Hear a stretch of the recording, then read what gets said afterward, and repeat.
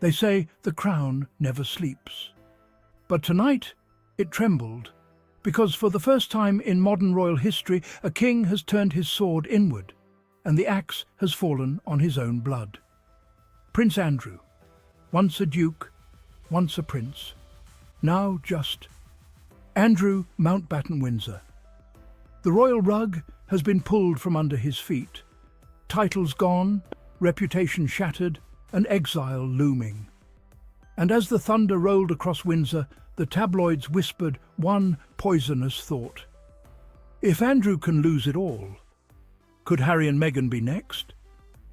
They want you to believe fear has reached Montecito. They want you to imagine panic behind palace gates and California glass walls. But let's set the record straight. Harry and Meghan are not trembling. They're transforming. While one prince hides from scandal, another builds legacies of healing and hope.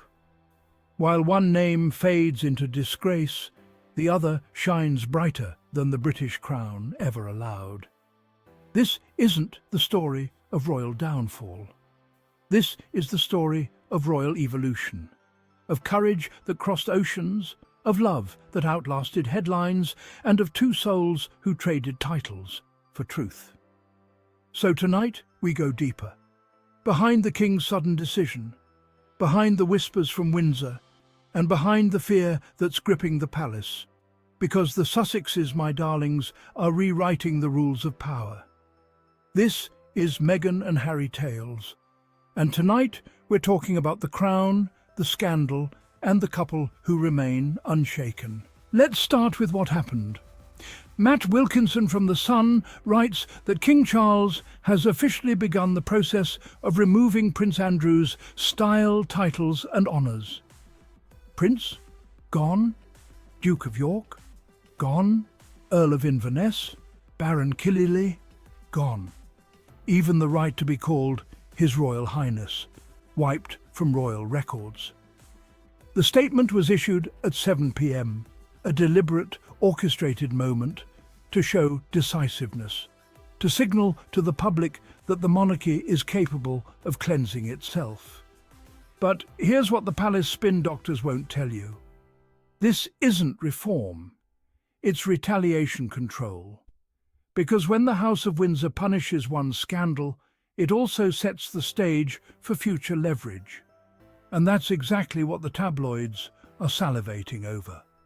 The idea that Harry and Meghan could be next. But let's pause right there. The Sussexes' situation is nothing like Andrew's. Prince Andrew's downfall is tied to one of the most horrific scandals in modern royal history. A connection to Jeffrey Epstein and accusations tied to sexual exploitation. Prince Harry and Meghan Markle's crime? Choosing peace over palace politics. Choosing freedom over silent servitude. Choosing to speak truth about racism, pain and hypocrisy. There is no moral equivalence here. None. But the British media loves to blur those lines because fear sells. They frame it as, if Andrew can lose his titles, Harry and Meghan should worry. But that logic collapses under its own weight. Harry and Meghan voluntarily stepped back from royal duties. They were transparent about it. They didn't hide behind palace walls or secret settlements. They built their own platform in full daylight. The Sussexes didn't run from accountability.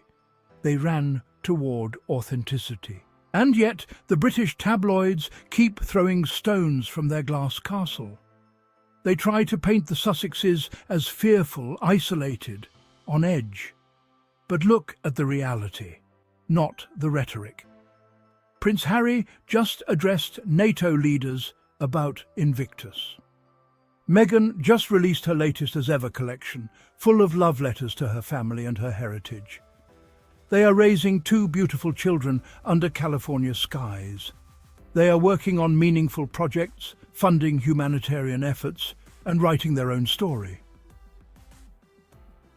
Free from royal manipulation. So no, they aren't trembling in Montecito. They aren't checking their phones, waiting for the king to strike. They're too busy building a world that doesn't require a crown to validate their worth. Let's not forget, King Charles once told Harry he couldn't live half in, half out. But the irony, the monarchy itself is half in, half out of reality. It clings to ancient symbols while its moral authority crumbles. Andrew's titles were stripped not out of royal virtue, but royal survival. The monarchy had no choice. The public outrage was too loud, too global, too damning. Meanwhile, the Sussexes' journey is one of conscience, not scandal. They left the firm because silence was suffocating, because truth needed oxygen, because a system that protects predators and punishes truth-tellers needed to be challenged. The contrast couldn't be clearer. Andrew's fall is about disgrace. Harry and Meghan's rise is about grace. And when you compare those two paths, the palace's fear becomes obvious. Because while Andrew's name will fade from royal history books, Harry and Meghan's story will endure, as the couple who refuse to be defined by a crown, and instead define themselves through courage. In California, Harry and Meghan are thriving, not fading. Through Archewell, they champion causes from mental health to environmental conservation. Their Netflix and Spotify deals give them a global platform to tell their story and support others. Meghan's podcast and Harry's memoir have sparked conversations and resonated worldwide. They volunteer locally, support veterans, and continue the Invictus Games legacy. Their work is authentic service outside the crown, but deeply impactful. Their success rebuts critics. Leaving the monarchy was not an abdication, but a redefinition of duty. They are building a legacy based on their own values, not royal protocol. In California, they are creating a new kingdom, one of influence and inspiration. The seeds they planted are growing into something entirely their own. Two exiles, one of disgrace, one of grace. Prince Andrew lives in isolation, his world shrunk by scandal and lost purpose. His exile is enforced, a life defined by what's been taken away. He is a prince in name only, fading into irrelevance. In contrast, Harry and Meghan's exile is chosen, a leap into a life they control. They left the palace, but not their purpose. Their new life is vibrant, engaged, and empowering. California is their sanctuary and launch pad, not a prison. They traded prescribed duty for chosen purpose, writing their own story. This is not retreat. It's the forward march of the brave. In the end, true royalty isn't about titles or crowns.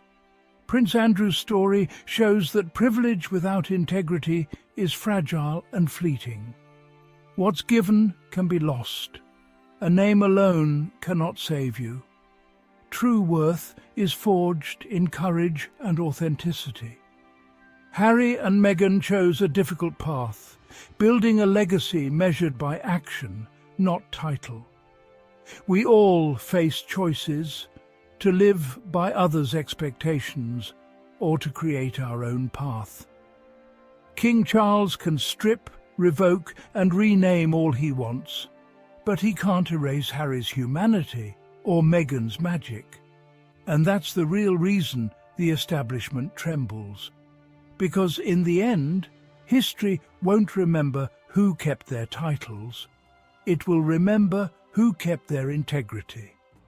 And in that story, Harry and Meghan stand unshaken, unbothered, and utterly unstoppable.